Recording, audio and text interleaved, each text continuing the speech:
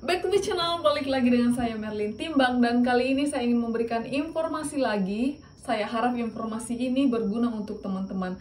Jadi video kali ini berdasarkan dari pertanyaan beberapa teman-teman yang banyak banget.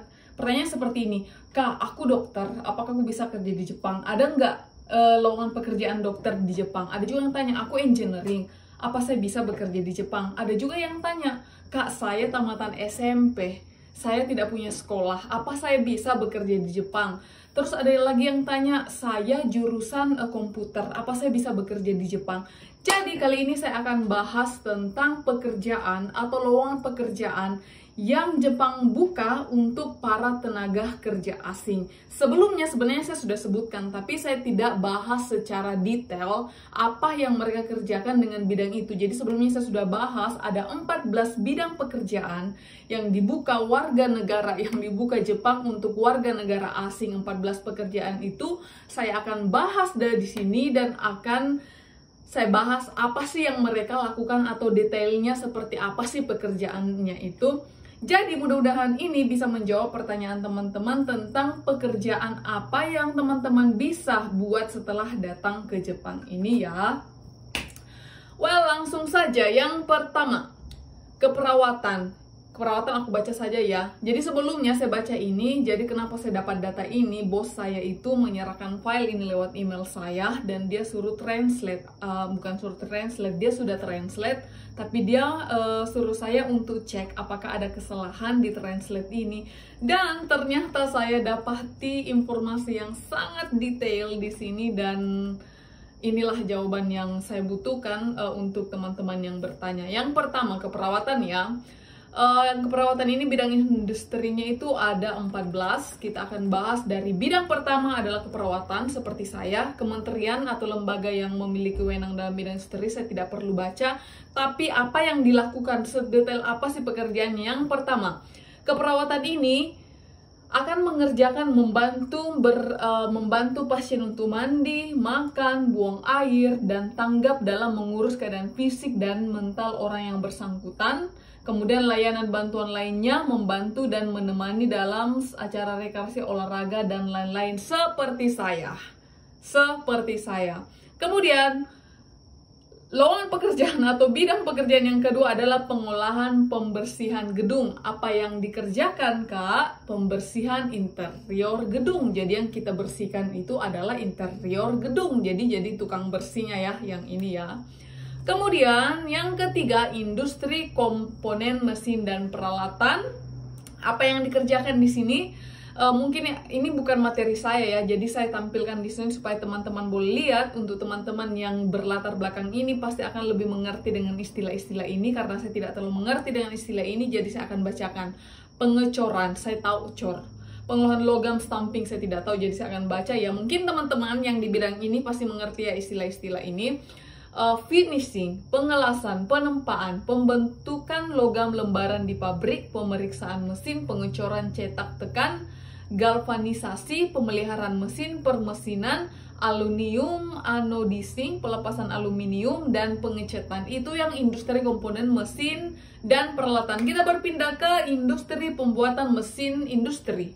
Industri pembuatan mesin industri itu masih sama juga ya di atas ya, pengecoran, pengecatan, finishing, perakitan peralatan listrik, pengelasan, penempaan, pekerjaan besi, pemeriksaan mesin, manufaktur papan kabel letak, apa ya semua ini, pengemasan industri, pengecoran cetak tekan, pembentukan logam lembaran di pabrik, pemeliharaan mesin, pencetakan plastik, permesinan, galvanisasi, perakitan peralatan elektronik, pengelolaan logam stamping. Kemudian yang kelima lagi, industri kelistrikan, elektronik, dan informasi. Jadi teman-teman yang di latar belakang ini istilahnya orang-orang ini pasti ngerti ya. Ini untuk lowongan pekerjaan di Jepang ini ada loh. Permesinan, finishing, manufaktur papan kabel cetak, pengemasan industri, pengelolaan logam stamping, pemeliharaan mesin, pencetakan plastik, pembentukan logam lembaran di pabrik, perakitan peralatan elektronik, pengecatan, galvanisasi, perakitan peralatan listrik, pengelasan. Itu yang kelima ya. Kemudian kita berpindah yang keenam. Keenam ini adalah industri konstruksi. bangunan ya kalau konstruksi ya. Pengerjaan backseating, pengerjaan yang berkaitan dengan tanah, perampungan bagian dalam, melapis pintu, dinding, dan sebagiannya dengan kertas atau kain. Oh, ini banyak banget orang Indonesia yang foto kerja seperti ini. Mereka ini kerjanya, boleh bilang kerja kasar, tapi gajinya besar. Memplester, pemasangan atap, gajinya itu boleh 3 kali atau 2 kali lipat dari kami ya. Pemasangan atap, pemompaan beton untuk pengecoran, telekomunikasi, penggalian dengan mesin bor terowongan, konstruksi besi beton, konstruksi dengan peralatan dan mesin konstruksi, penyambungan besi beton, scaffolding, pengerjaan tukang kayu, tukang ledeng, pekerjaannya tadi pekerjaan pembentukan logam lembaran, pekerjaan konstruksi isolasi termal, insolusi panas dengan semprotan urtena, teknis lepas pantai, itu ya pekerjaannya. Kemudian yang ketujuh, industri pembuatan kapal dan mesin kapal. Wow, jadi buat kapal ya. Pengelasan, finishing, pengecatan, permesinan, pekerjaan besi, perakitan peralatan listrik. Kemudian yang kedelapan, perbaikan dan perawatan mobil. Ini kayaknya banyak juga ya di Jepang, orang Indonesia yang ke Jepang. Pemeliharaan dan pemeriksaan mobil setiap hari, pemeliharaan dan pemeriksaan rutin, dan pembongkaran. Kemudian kita ke 9, industri penerbangan. Oh, berarti mereka kerjaan di bandara ya. Penerbangan ya, layanan pendukungan di darat di bandara, layanan ground driving, layanan bagasi pesawat, dan pengiriman kargo. Kemudian pemeliharaan pesawat udara dan peralatannya. Kemudian yang ke-10, industri perhotelan, menyediakan pelayanan perhotelan seperti bekerja dengan resepsionis, planning public, resepsionis, pelayanan pelanggan, layanan restoran. Jadi videonya aku cuma jelaskan ya karena terlalu banyak. Saya akan menjelaskan cuma bidang-bidangnya dan apa yang dilakukan ya.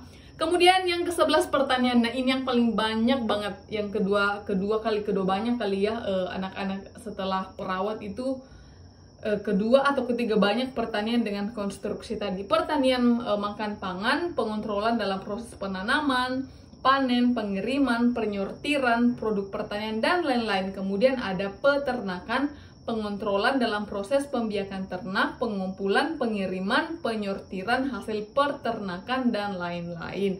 Kemudian yang ke-12 adalah perikanan dan budidaya perairan. Nah, pemeriksaan atau perikanan, produksi dan perbaikan alat-alat memancing, pencarian ikan dan tumbuhan laut, pengoperasian alat dan mesin yang dipakai untuk memancing, penangkapan ikan dan tumbuhan laut, mengelola dan menyimpan hasil tangkapan, memastikan kesehatan dan keamanannya, kemudian industri budidaya perairan, produksi, perbaikan dan pemeliharaan budidaya perairan, pengontrolan dalam proses pembiakan, pengumpulan, pengelolaan hasil panen budi, daya hewan, dan tanaman perairan, memastikan kesehatan dan keamanannya, dan lain-lain.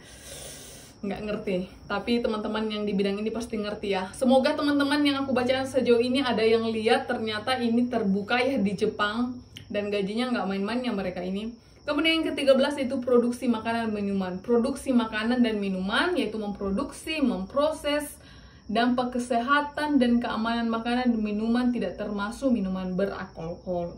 Jadi aman ya untuk yang muslim-muslim.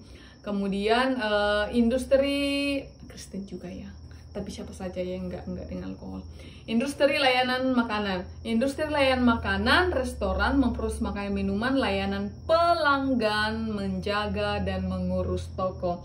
Jadi inilah 14 lowongan pekerjaan atau job yang dibuka negara Jepang untuk pekerja-pekerja asing termasuk Indonesia. Jadi teman-teman yang menanyakan, Kak aku boleh kerja ini, nggak boleh kerja ini, nggak, ini semua 14 pekerjaan yang terbuka untuk teman-teman.